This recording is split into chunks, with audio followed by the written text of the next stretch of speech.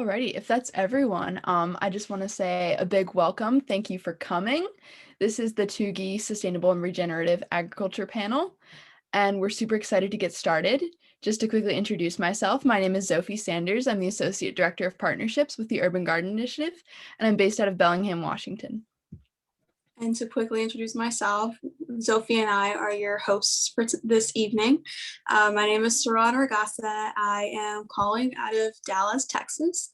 I know we're from all over the nation right now, so hopefully we'll be able to keep this conversation within the time limit and hopefully have a really insightful conversation with you all. Really looking forward to it. And any participants or watchers, if you have any questions, drop them down in the chat and we'll have our panelists discuss the questions that we have time for at the end. Alrighty. So, yeah, to get started, it would be incredible if everyone can go around, introduce yourself and your nonprofit, business, organization, etc. All right, we can jump in first. So I'm Julia Meeks. Hi, I'm Dhira Rauch. And we're the co-directors of Holes in the Wall Collective. And our work is to support people and organizations that are working to rebalance the world that we're in through joy, creativity, and action. And we're really excited to be here tonight and to dig in on a topic that we both feel very passionate about, which is sustainable and regenerative agriculture. Hey y'all, this is Nitika Bhatia from India. I'm the CEO and Director of AgroHub India. This platform is helping the farmers and the agriculture industry of India to come online digitally. So we are completely revolutionizing this industry. Yes. It's 5 a.m. in India, so I'm little bit slow. So I'm so sorry. I just woke up. Oh, thank you. I know what that's like. With our partners in India, the time frames I get up to meet them in the evenings. My name is Rebecca Burgess, and I'm the founder and director of Fibershed. We are supported by Holes in the Wall Collective, and grateful to be in this space with you all. And I'm in North Central California this evening, and our work is very much focused on agriculture and thinking of textiles and clothing as an agricultural act. We're in Brooklyn, New York too, by the way. East Coast time zone, yay. My name is Jacqueline Ienge. I am originally from California Bay Area, but currently in Florida.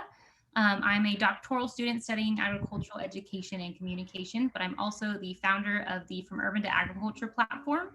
And I just work to take common concerns and questions that consumers have about anything in the realm of agricultural sciences and bring in subject matter experts to share some science-based and solutions-based information. Right.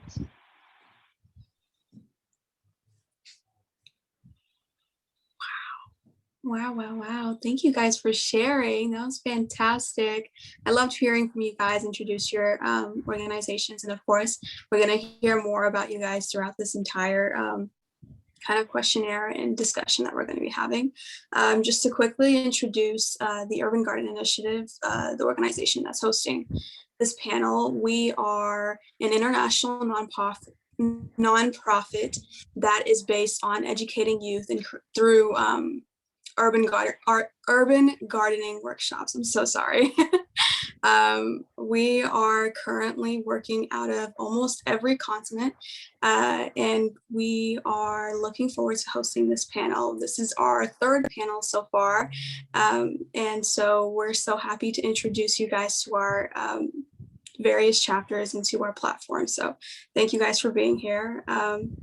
Sophie, if you want to take it to the next question. Yeah.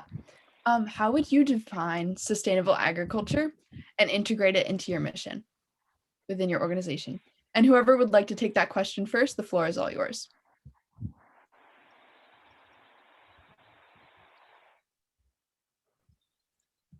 I will give it a shot and go first, and everyone can hopefully add to it. We talked about this in the live a little bit, so I'll try not to be redundant, but the term sustainability, even though people will try to define it a very specific way, it means a lot of different things to a lot of different people. The way I think about it, there's the typical planet profit people, this holistic view of how you organize your business, your operation, your relationship, specifically right now with the environment, with food.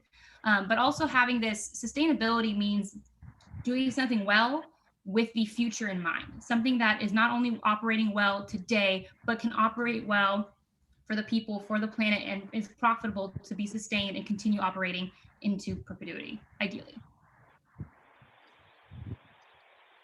I wanted, piggybacking up, Yeah. just said, did you want to say it? No, yeah, you may continue after that, after you. So well said, Jacqueline, about reconnecting ourselves to time and integrating into the environment, and in terms of sometimes what happens in the economy in a very extractive way. It's even if it's sustainable in a very short term, it's not looking towards the actual time span and lifespan of life, which we are part of. And then of course there's the whole ecosystem and ecology. And I would say at Holes in the Wall Collective, we've both been in our own lives worked in sustainable agriculture, urban agriculture, farms, rural and in urban contexts. But we, as of now, as a nonprofit, put agriculture and environment into a host of basic needs that we feel like integrates into our health, education, the environment, economy, that they're actually all equity, have to all be supported, and creatively towards new systems. And sometimes creatively new systems is actually looking back into old wisdom that has been discarded. And so what we do is we support people doing that work by giving them time, space, and feedback and resources. So no, it's great. That's really impressive. So here I come in that Agro Hub India is not a non-profit organization. It is a basically B2B2C portal. So as we talk about sustainable environment, it also has a part where we talk about social and economic equity. Okay, so being a owner of a business portal, so through this we are helping the farmers, the industrialists to have a equity in the industry. Like if they don't want to, like if a farmer is not very much rich and he wants to have the resources, we are helping them to have the resources according to their circumstances. If a farmer is rich, he can afford the big machinery and the seeds, the really good kind of stuff. We are helping them in that way. But if like I've already told, if a farmer is in rural area and he cannot afford the big machineries, the branded ones, we are helping them by providing the localized machinery, still helping them in producing the efficient production, putting in the less effort and giving them the best produce. So we are making it possible from the smaller scale to the larger scale. This is it. So we are working right now. We are working towards the one factor of the sustainable agriculture. Okay. Yes. Well, that's wonderful work. Thank you. And I agree with Jacqueline. You're starting us off with that definition. It was very succinct and clear. And I think how that definition fits into our work similarly to Natika. Is it Natika? Did I say that? Nitika, yeah. I was trying to read the Zoom. The effort to support farmers directly with the ability to be able to have the tools that they need to be able to implement practices that might restore soil that's been very degraded by chemicals or over-tilling or overgrazing. We do that work. So we provide technical assistance with a collective. So there's many people we collaborate with to provide that technical assistance depending on what a farmer, a grower needs. And we find that that's really most important to scale this work of sustainable agriculture, is that there's just generally a big gap that I'm seeing between what farmers feel like they can do economically and what the markets want, what we all want. We want clean food, and we want clean textiles and natural medicine and biosphere-based fuel sources, not ethanol, but being able to go out and chop wood sustainably in your agroforestry project. All of this is, the potential of being able to do this work is often, there's just a gap between what farmers can pull off and what we all want to see happen in the world. So we try to hack those spaces. It's like, what are the levers that help make this scale? Is it technical assistance? Is it economic incentives? What is it? And in many cases, it's both. So, yeah.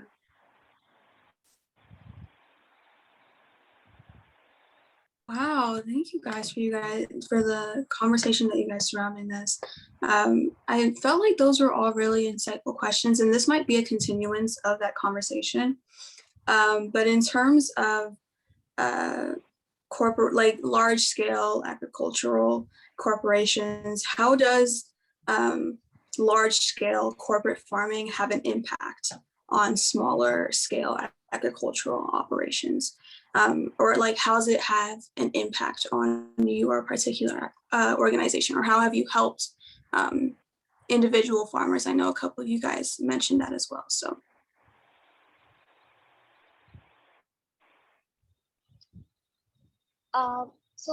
Let me start.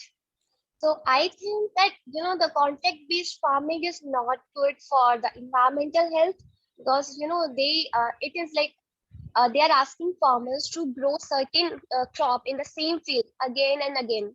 During time it changes. Like if they need potatoes, they will ask them to grow potatoes during certain months. There are chemicals, there are fertilizers, so they can do it. But over time, the soil fertility will be gone. So over the years, it won't be healthy to grow, good crops or the healthy ones. Organically, they will be degraded. So I think technically, thinking on the side of environmental health, it's not good. Instead of it, if the government or the big companies, what they should do, like our platform, the farmers put their crops to the public, that anybody can purchase a farm produce from one state. If I'm in South India, I can purchase any kind of crop from the North India, like from the opposite, like whatever the like if in North India it is a season of wheat or rice, I can purchase them directly. Okay, so there should be means that farmers can grow the crops according to the season, according to the need, instead of asking them to forcefully asking them to grow something for us. It won't create a bad situation for the soil or the environment.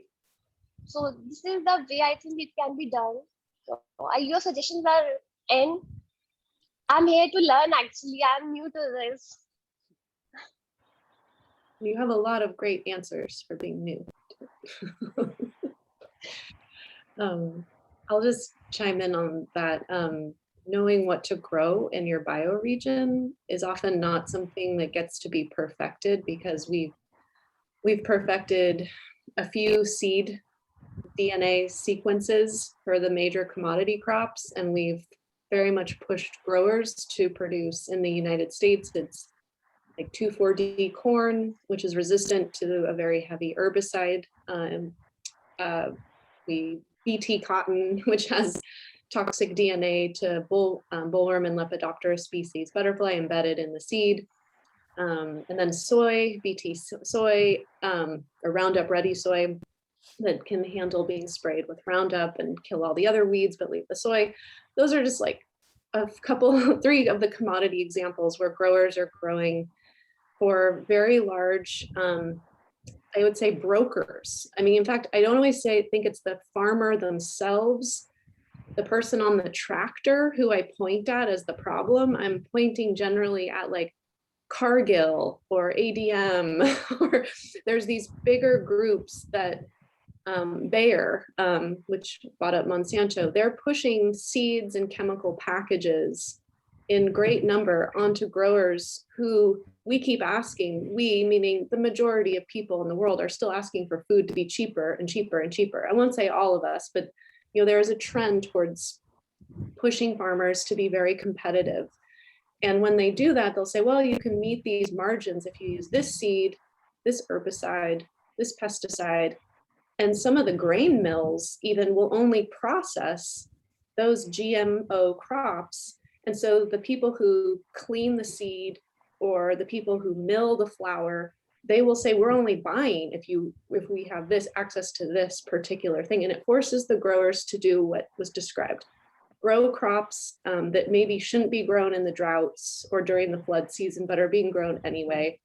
Forces the use of chemistry that doesn't make the farmer more profitable, but it makes the chemical purveyor more profitable. Yeah. So in fact, yeah, so in the United States, we're spending more on chemistry than human labor. Exactly. Managing chemically, we're not managing with human beings. And again, I don't necessarily just point to the farmer, and I don't even point to the scale of the farm in all cases. It's easy to say big ag is always the problem. But sometimes it's more about the power grip that's on the value-added manufacturers that absorb the commodities, and it's about the brokers who sell those commodities and the stranglehold that they have, the monopolies. I know a lot of us probably aren't eating contained animal feeding lot beef, but there's like 4 major slaughterhouses in the world, or at least that feed the Burger King and the McDonald's of the world. So there's like 4 major places where cows go to be harvested. That's not a lot. And so they have a real stranglehold on the pricing. They say, we'll pay you that much for your beef. And the farmer's like, great, I'm going to have to overgraze my land and feed my cows all this GMO soy to make this work. So again, I think we have to look at some of the power dealers behind ag that just are very quiet, but very nefarious, in my opinion. Well, and the history and the systems of how corporation and government have been in a sort of collusion through lobbying for subsidizing these bigger corporations, where often a true concern for people is the cost of food in terms of organic food or local food is more expensive than the subsidized food. But that has been subsidized in a way that at the cost of the land, the cost of labor, which is not is not fair, and our bodies and health, yeah. Exactly. And yet when it comes to being able to feed your family, some people can't make those choices. And so in terms of regulations with the government too, there becomes like a long history of how big corporations through lobbying and other measures and all these embedded in these farm ag bills, where there's like all sorts of most of us haven't even read every little thing, where so many farmers I think, well, Rebecca just said it, I think like it's too hard to point at even the bigger farm without looking at the whole system. It's also why it's so hard to change it. But there are definitely, I think, there is responsibility with some of these bigger, with the chemical and seed companies in terms of the strangleholds. I agree with that. Well said. I mean, as you can see, this is such a complex issue. There's so many factors. We've talked about the feasibility for farmers to change, and then we're having to talk about like, well, what is large farm, large ag? Because some people that are part of these, co-ops or kind of monopolizing, they're screaming out, well, I'm a family farm. I've been here, my cattle ranch has been here forever. And then you have the issue of, we've talked about like access to food and pricing of food and making this kind of food, the food we really want. How do we make it now affordable and available? It is so hard. But to answer the question of how large ag affects small ag, I think we all know the consensus is the needs and the voice of large ag, large farming is not the same as the needs and the voice and the wants of that. And that's just, once again, it's not fair, not right. They just have completely separate realities of realms where they are working. So it's hard. And part of me, you know, when we look back at ag, it's if you look where we started, right? Like everyone kind of like almost like homes. I'm big on homesteading. I'm a beginner homesteader. Love it. Like if we look generations back, everyone had a part in like working the land, of making food. And then we got to this crazy, amazing place of like, wait a second, we don't all have to farm. Some people can just do it for us. Awesome. That sounds great. Can we be more efficient? Awesome. Wait, the pest, you know, all these things were, in some ways, this is so great. We've come so far, but now we've come to the issue of we can do it better. That was our reality then. This is what worked at the time. We're like, wait a second, we can learn from mistakes and we can use the technology and the things we know now to do it differently. So I always feel like uncomfortable talking about large versus small ag because I would never want to cast blame, but it's like we've gotten to this place with technology, with our environment, with our current social status and all these things, our dynamic, our culture, that we can, and we do have the time and the resources to rethink these things and rethink how we can now kind of hear both those separate voices and find a way to cater to each one. I hope that wasn't as rambly and made some sense. Well said. And I think too, it's really this ask, which I think is very present for us as a species right now, is to move beyond that binary of finding the good, the bad, the evil, all of that. And it's so tempting because it's simpler, right? And we can grasp something. And we've all there's a lot of dominant training in that, right? Which goes into a whole other panel conversation.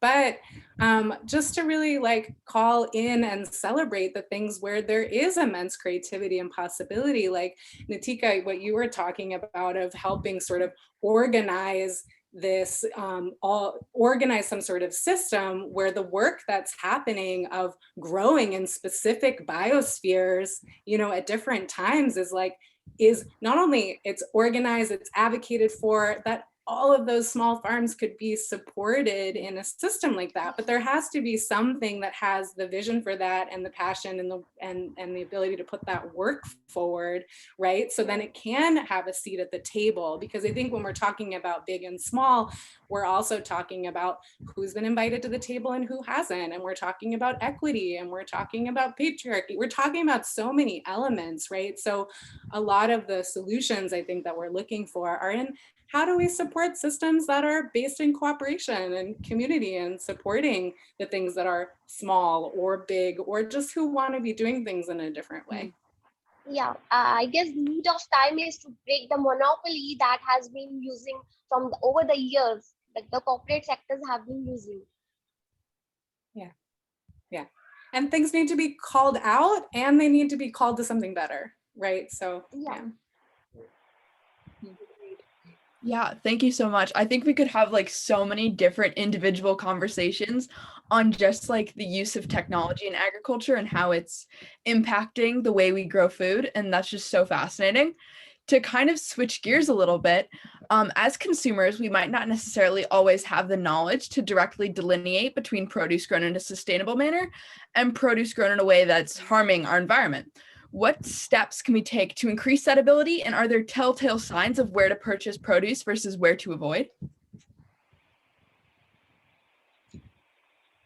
I think it's a great next step, which is including the consumer, as it were, in revaluing food that's more integrated and holistic in ways that Rebecca was saying too, if people want that. And I think there's been a resurgence, and not everyone has access to it, although in New York, there's great programs where in farmers markets, there's opportunities for, if you have an EBT or you're getting subsidized at all by the government, you can get farm bucks where you get actually extra money to go right to the farmers market and get food. And when you're going to a farmers market and you're buying food, there's a little bit less of a distinction between in the middleman and all the different steps between the food grown and what you're getting, and there's relationships that you can start having with your own food and the farmer. And so I think that's one of the that's happening more and more in a way that's clear. And of course you can't get necessarily all your food all year round from a farmer's market.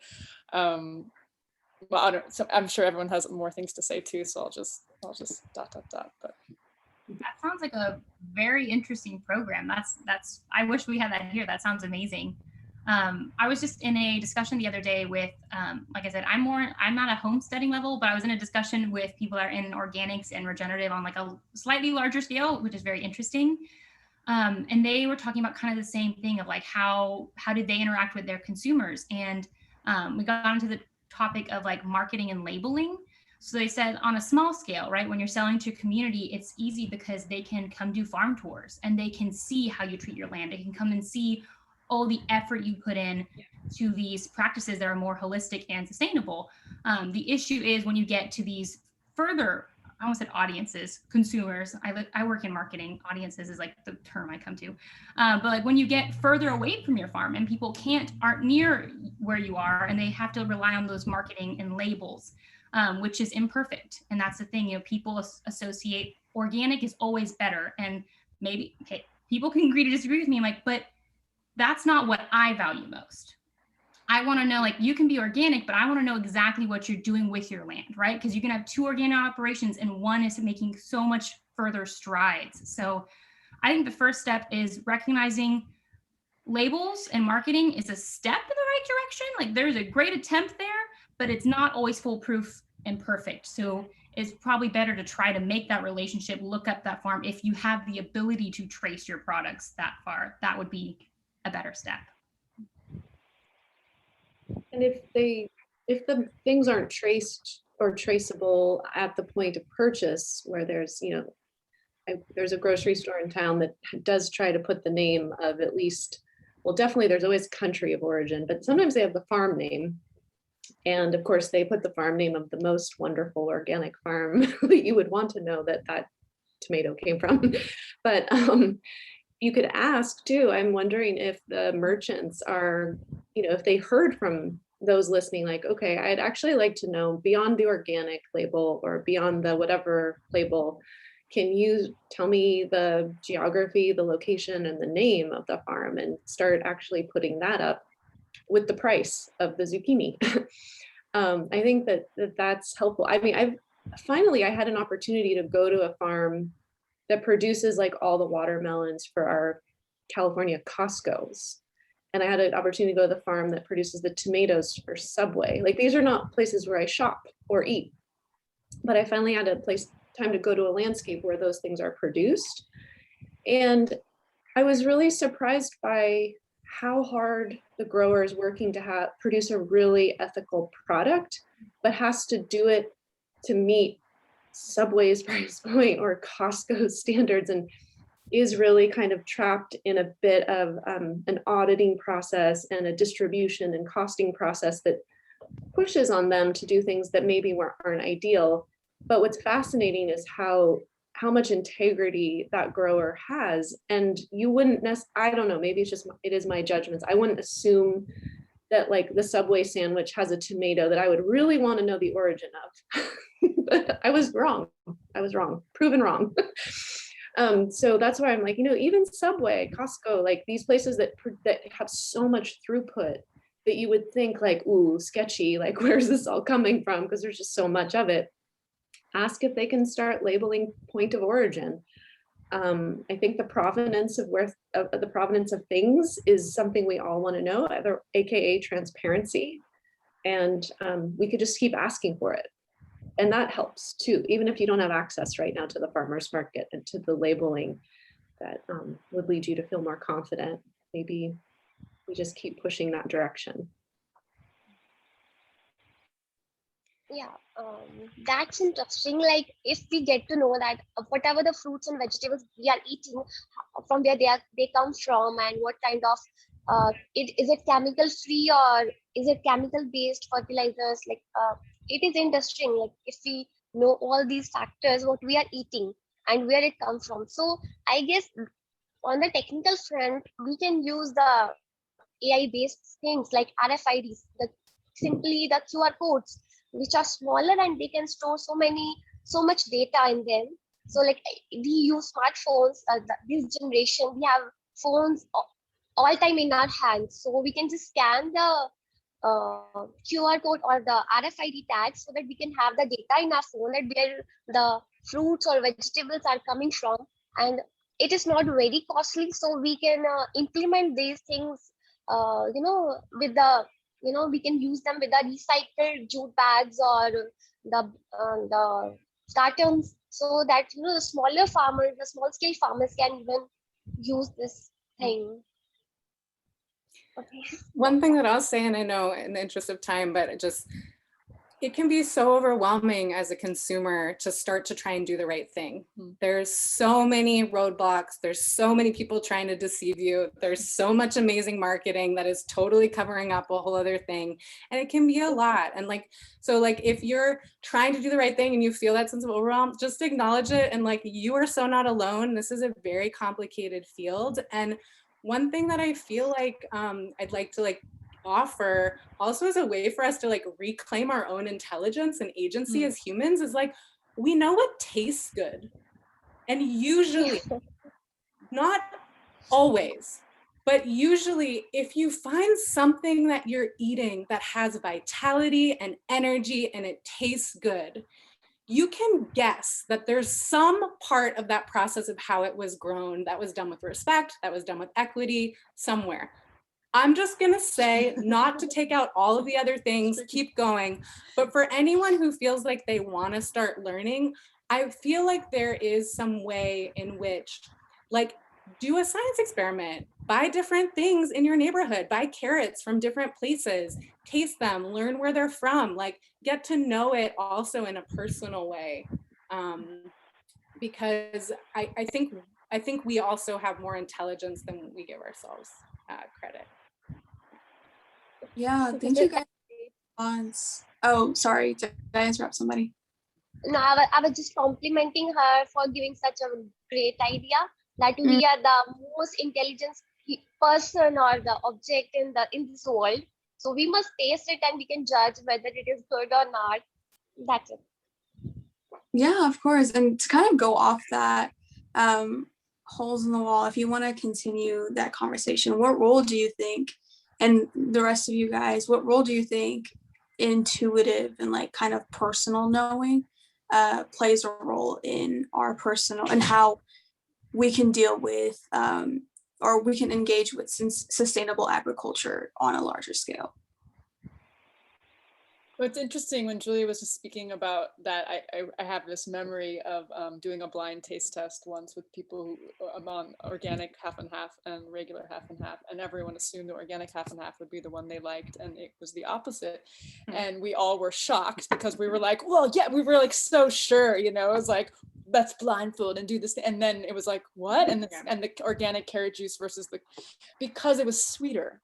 And because it's interesting, speaking of homesteading, Jacqueline, of how we've gotten into having access to certain tastes which are easier, that also fuel other things in our life. So it's tricky also to just assume if it tastes good to us, there's a lot of things actually that are extractive in our world that feel good, that actually aren't necessarily holistic, that don't feel good later, or that are not as healthy. And it's actually hard. I used to work in an urban farm, and it was really interesting in the beginning of the season versus the end, eating collard greens with youth in Brooklyn, and it would just be what is this?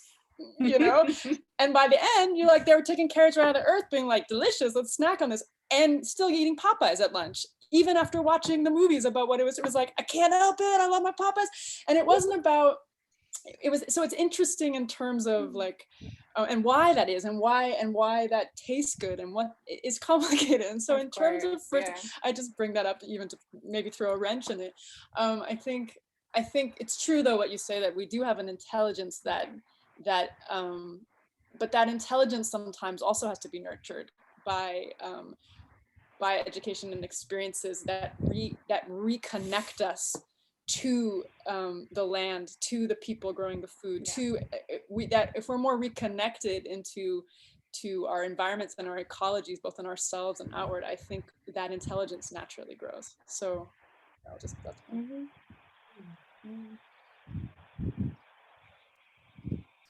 I could say more, but I feel like it's good to open it up too.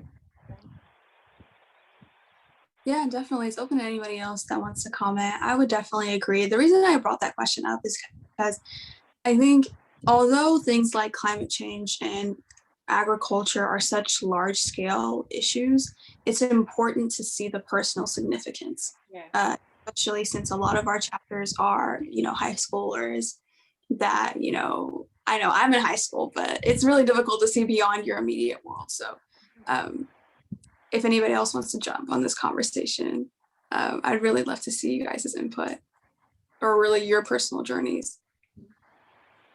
This is hard for me because I could speak forever about this, because I mean, you mentioned like personal agency, and we could talk about like your self-efficacy and building up like your capability as an independent individual thinker, setting this we talked about connectivity, right, with the environment.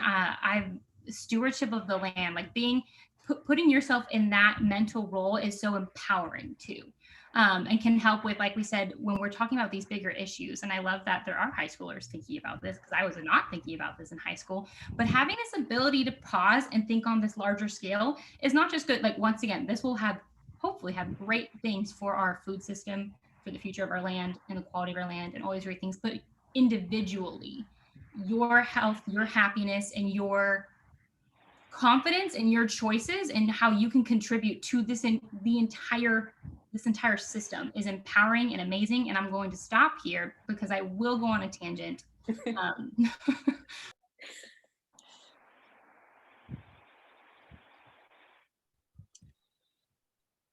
I don't think I have anything more to add to that. I think it's been beautifully articulated by everyone. Okay, Sophie. Here, I'll hop in. Just one more thing is like just to really like give yourself permission to experiment and to play and to figure it out. Like, to me, it's like the perfect time when you're in high school, or you're in that age range that's like going up to your mid-20s, like you're figuring out who you are and how you want to step in the world, right? And so get clear about what you care about.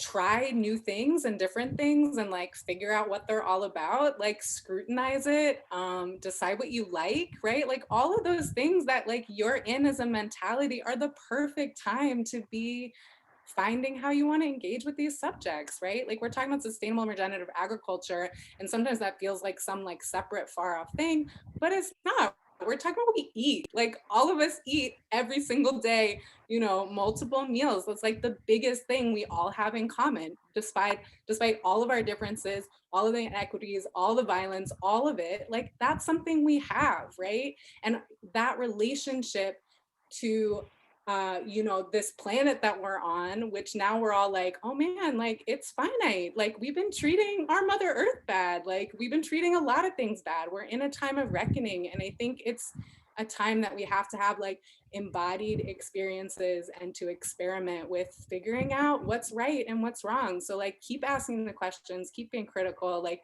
don't let it just be overwhelming, and like try stuff, like try some carrots from the farmer's market and then try some from the grocery store and try some from whatever, and like see what it tastes like, see what it gives you. Because I think until you have the experience of it giving you something better and something different, you're not going to choose to spend more money on those carrots. Slash, you may not have the choice. You know what I'm saying? So I think that's where this piece around long-term and short-term really comes in around sustainability, because you have that experience in your body that it's giving you something more. Oh, I'll spend a little bit more now because actually I've had the experience that it gives me something more in the long term. It changes the value system, but you have to know it. Yeah, I think that was a really important quote, how you can change your own value system through your experiences. If we want to, I'm going to move on to the next question, but I thought that was really an insightful conversation. So moving on, at TUGI, we are very involved, and our viewers are aware of the actual hands-on gardening process, right? And a lot of you guys mentioned it. Do you have any tips or tricks that you've been able to use on a larger scale that are applicable to a more localized, at home or at school level or garden?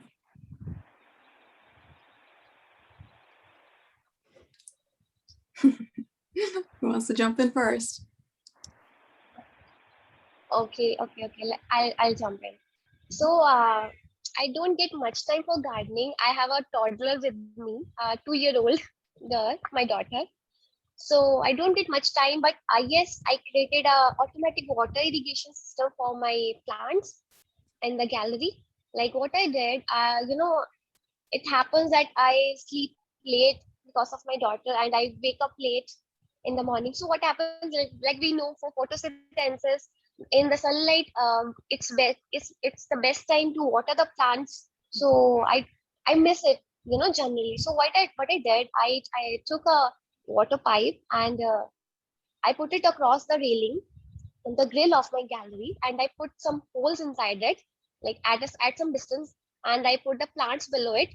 What I do, I turn on the tap in the night, at a slower pace, and the water comes by like in the droplets.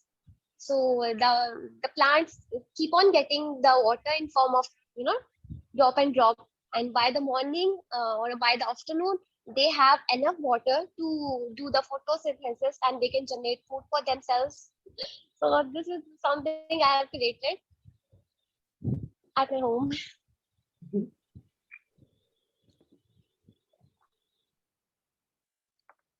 I've just seen firsthand how transformative it can be when people have even a small experience in a garden or on a school farm or garden. I started in this in a way in college now 20 years ago in the community gardens in New York that were very threatened, and these communities had literally transformed the communities by having spaces where people had relationships to growing that were not capitalized in a way. I mean, then they became that and it was contentious, but that's a whole other history. But in terms of that, they could go and meet in a place where they wouldn't have to have a transaction and could start to have a relationship with something growing. I've seen kids who never spoke in class and couldn't reading and teaching me about how to grow things because they had agency in it and a relationship with something growing, which was extraordinary.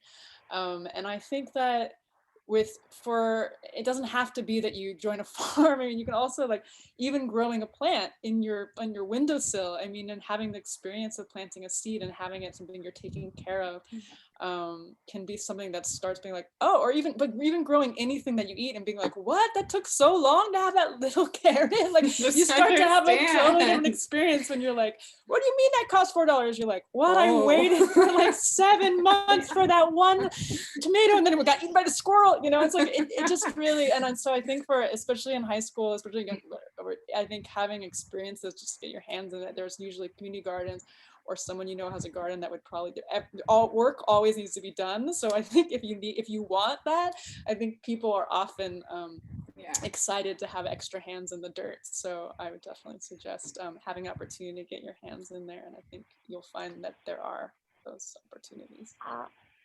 Just another idea came into my mind that it happens in schools when you can Sharon, you can apply this with your high school students. Like if a student hasn't finished her homework, or if he doesn't score good in the exam, so we can we can just we can call it punishment or anything. We can ask him to grow a plant in his garden, in his home garden or in his school garden, if he is not good at the exam, or if he has done good in the exam, then he has to grow 2 plants in the garden. So we can do such things to engage them more with the environment and with the things, though they will have to wait. Oh, I have to wait for months to see a flower in this, to see a tomato in this plant. As just I forgot your name. As just the person before me said, Carrot. We have to wait. Yeah, carrot. Yeah. Okay. That's it. I would say, like, piggybacking on this question that Saron raised around like sort of our own intuitive nature and our own intelligence, like, I mean, my first experience of being on a farm, like, I mean, I grew up in Oakland, California. I grew up in the city and I didn't get my hands in the dirt and grow anything until I was 24. But my experience of doing that is like, when you get your hands in the dirt, your hands have an intelligence, when you can smell it, when you watch it, when you see it, like, and part of it's learning from others, but also just like your own experimentation and intuition. Like when we've grown, you know, we grew our own garden, and part of the process that's so fun is like, ooh, like, I feel like this plant wants to be next to this plant, and like, ooh, look at all these seeds. Ooh, I want to put that seed there. Like, give yourself that permission to like follow your instincts. And that's where I feel like it can be such a healing thing for ourselves, to not only heal our relationship to the earth and be stewards of like, you know, participating in sustainable and regenerative agriculture, but also for ourselves, because that's the whole point, right? Like, we're a part of this system. It's not something separate from us. Like, we eat from it, we give to it. Like, don't forget to like love up on your plants and like talk to them or sing to them or whatever that is that makes sense to you. But there's an energy and a reciprocity in that that's really beautiful.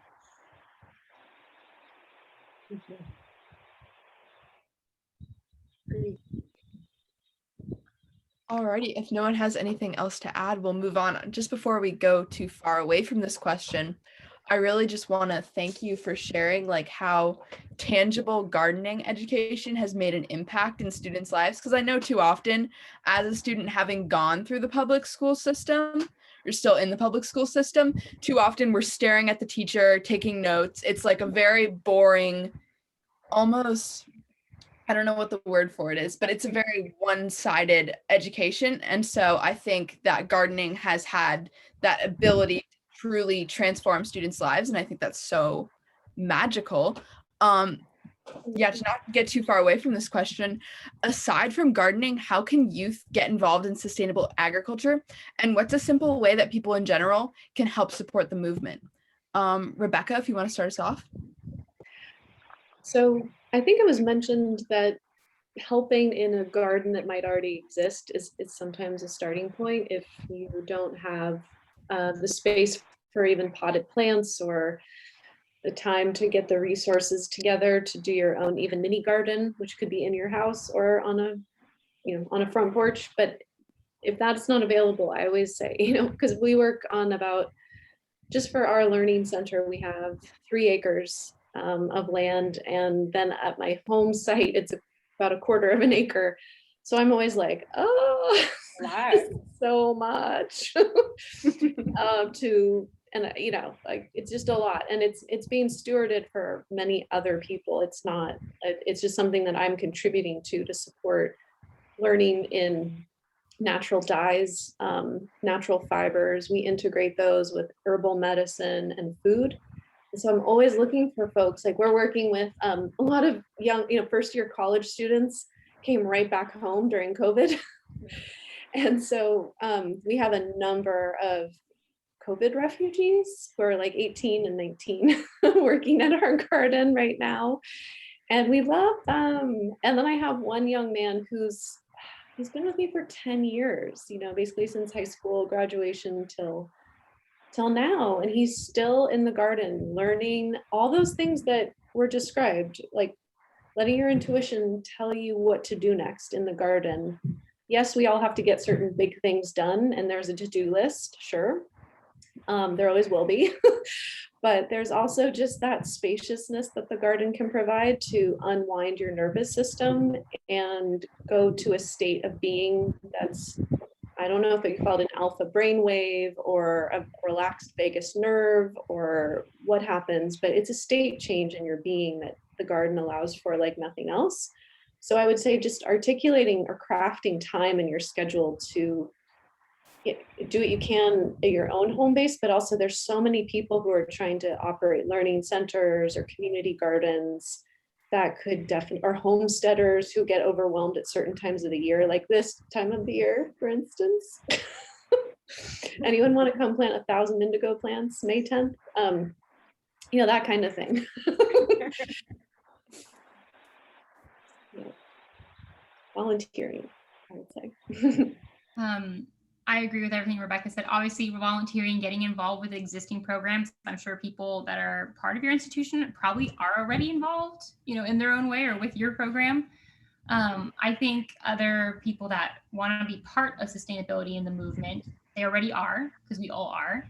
So as we mentioned earlier, start asking where things come from. Start just be curious, which I think we all just have to nurture our curious nature and ask 1,000 questions all the time. And you mentioned creativity. I think it has come up a lot, and I love that because I haven't heard this saying in a long time, and I hate that it keeps coming to my brain, but we always talk about like the children are our future, right? The next generation, and like solving problems. And it's kind of true, right? We're going to keep getting better as generations go on. It's going to keep building upon these steps we take. So getting curious when you're young, you maybe, elementary school, middle school, high school, and acknowledge the fact that your creativity as you learn more about these challenges, I won't say problems, these challenges our current systems face. Be creative about it. Start thinking of who knows what's going to be, and it's not going to be one way, right? There's not going to be one fix, one change, but who's to say that what you start thinking when you start learning about these things and you're creative and saying what if, who's to say your idea is not going to be one that makes the next leap of progress? So just the creativity and the curious mind are two ways that you're going to really contribute to the future of sustainable agriculture and environment. To like being comfortable and content, and like find your power in making impact of like in where you are. Like I think we have a lot of training that goes towards these conversations around like the monolith of agriculture or the 4 companies that are controlling everything, that like we're not successful or we're not making an impact if we're not trying to be that one thing that's taking over everything. And it's like, no, like hold up, pause, right?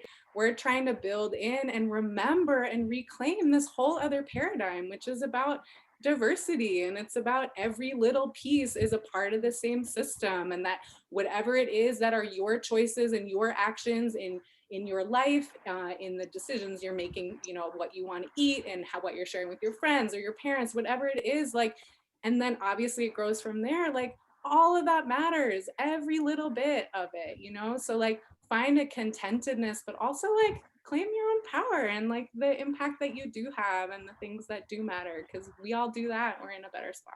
And youth are so powerful by using the currency of social media and other tools that actually have a lot of, I find, and youth are in a perfect position to, as Julia was saying, and everyone was saying, be curious, be creative, but also that, I mean, youth are more comfortable with knowing the complications and the information that's out there, and have arrived into knowing what climate change is, and therefore it's unfair in some ways, but also you are equipped to be the ones who are,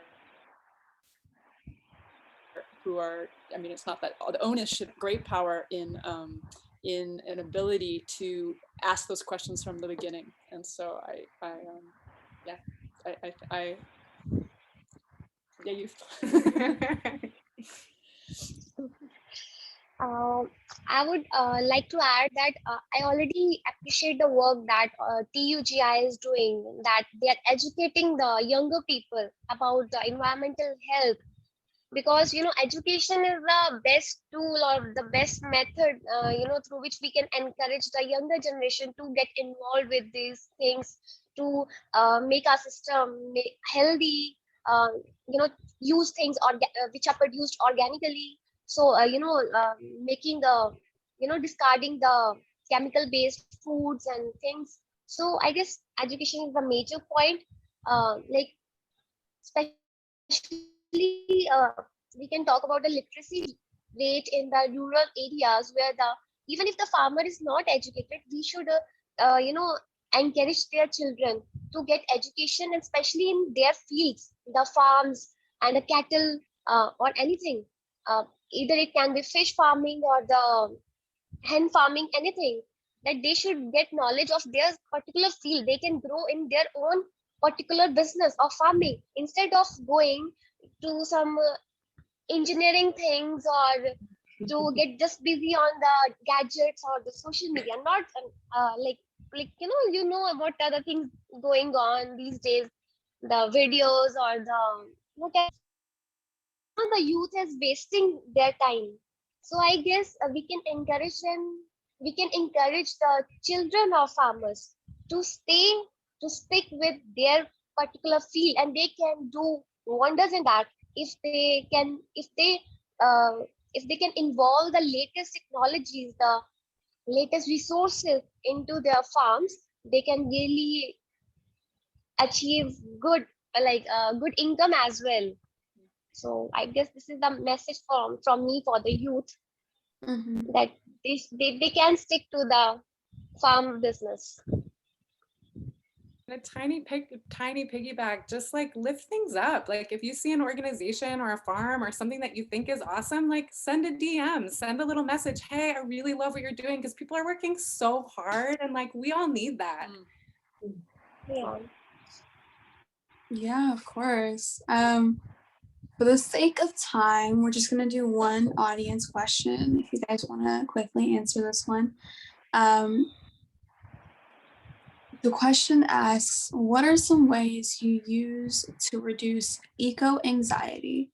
And what made you know you wanted to go into being a part of the change for the environment? I think addressing eco-anxiety is very much done through a lot of the things that we've been chatting about today, through putting your body out into a state of mobility and action, and connecting the mind body through direct action, which growing one's food or contributing to another farm that's growing that food, or dye, medicine, fiber, all really, really helpful for eco-anxiety. Yes, here in California, it's an extreme drought. It's the second driest year in 90 years. And our farms are facing major eco-anxiety right now. There's a lot of people who don't know how they're going to get through the year without maybe losing their economic position, which could mean their herds, their flocks, their farms. It's very serious. So while you engage with landscapes, we have to acknowledge that those landscapes are changing, and they're at the effect of a destabilized climate. And so it's not a simple thing. It's not like an elegant, perfect solution to just go out and garden, but it's one of the best single things I could imagine. That it's what I do for eco-anxiety. And the last thing I'll say is just that I've heard a lot about, yes, how anxiety is generally remedied through movement. And so, yeah, movement is really important. The mental hamster wheel that I get on is broken quite easily by hard work. That's a fair point. It's hard to be too worried when you're physically, yeah, that's funny. That's very true. I just lift buckets of compost up a hill or something. There you go. If you aren't physically active like me, and you can't use that to relieve anxiety, when I think of eco-anxiety, like if we talk about, the future of our environment and climate change and some of the more concerning aspects of like natural resources, environmental sciences, it can be very daunting. It can be very like defeating. And it is concerning. I am not downplaying that. These are concerning topics, but I mentioned this in my intro too. A lot of things I do is solution-based communication, solution-focused conversations, and feeding into this positive psychology. This idea of positive psychology is not mitigating or downplaying the seriousness of these issues that we're facing, right? But instead of like, I feel like news and sometimes like Facebook posts and social media is this doomsday, which it has a good impact of getting people's attention on the topics that need their attention, but it also makes this anxiety. It makes this like intense fear, which can be motivating or can be debilitating. So taking these important messages and making sure they're ended with, this is the issue, here are some things you can do to be involved. Here's the issue, but here are some things that you can participate in or read more to learn more. So really, really focused on that, like staying future focused, solution focused to keep it positive.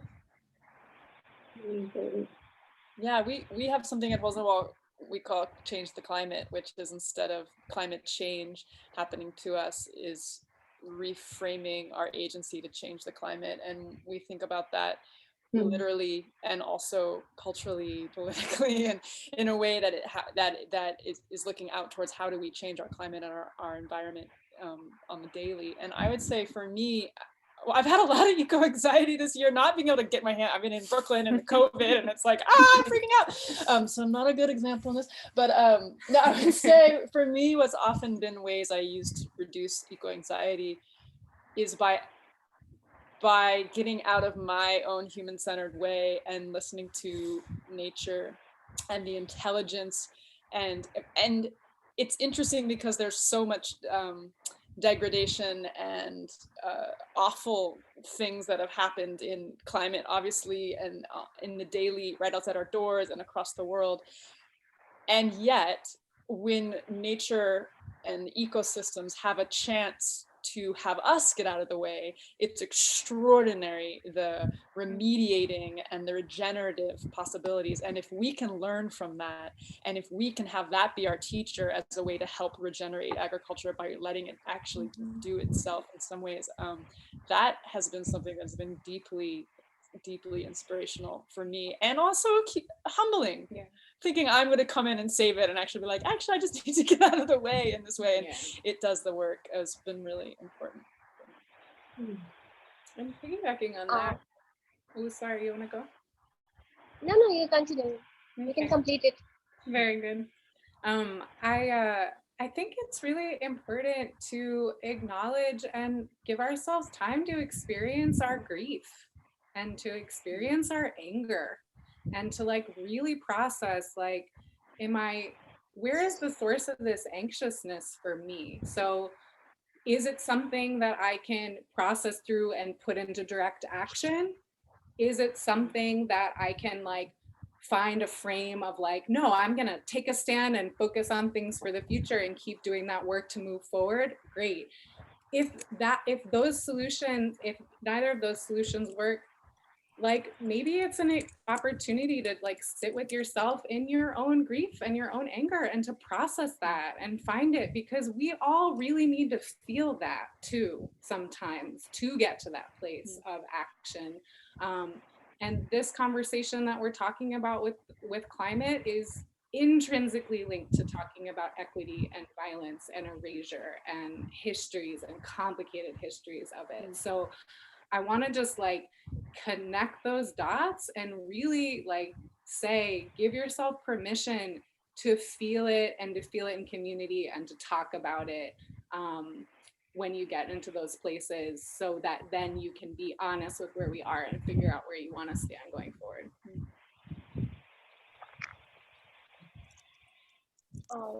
So I really want to appreciate Jacqueline for raising this point that social media is really help us in spreading the good words among the people, but really it is producing anxiety as well, and very much anxiety among the people, whether it is COVID, whether it is pollution or anything. So like we know, during COVID, we had lockdowns in all the countries. Okay, so the environment health has improved because the pollution was less, the waste was less. We know that countries are suffering with the waste management, especially India. We are really suffering with this thing that how such big waste can be managed. So I guess talking on this front, that the pollution and waste management can be a part of this sustainable agriculture. Yeah. So this is my point, that we should think of this, and if we all will play a little part on our front in controlling the pollution by switching off the engines of cars, or managing the waste at our own level, so we can contribute a little in managing and decreasing this level of anxiety that we all have in our minds. Yeah, thank you so much. That was such a perfect way to end it. Hope I'm not cutting anyone off, but for the interest of time, we don't want to keep everyone here all night. I just want to say thank you so much. This has been truly incredible. Really appreciated this conversation. In the chat, if the panelists would like to drop their Instagram, so any participants can feel free to connect with you and learn more about your mission, or ask any future questions, that would be great. And yeah, I just want to say thank you. Saran, if you have anything to add. Of course, and just to let our participants and our panel members know, TUGI also has several events coming up for Earth Day and Earth Week that we'd love for you guys to participate in and engage with. So definitely check and keep up with our Instagram for that, for updates on that. So beyond that, I believe that's all for me. Thank you guys for the conversation that we had, and especially the one about intuitive gardening and personal connections to gardening. Continue dropping your Instagrams in the chat. I believe we'll be leaving soon. We'll keep the Zoom open for a little bit longer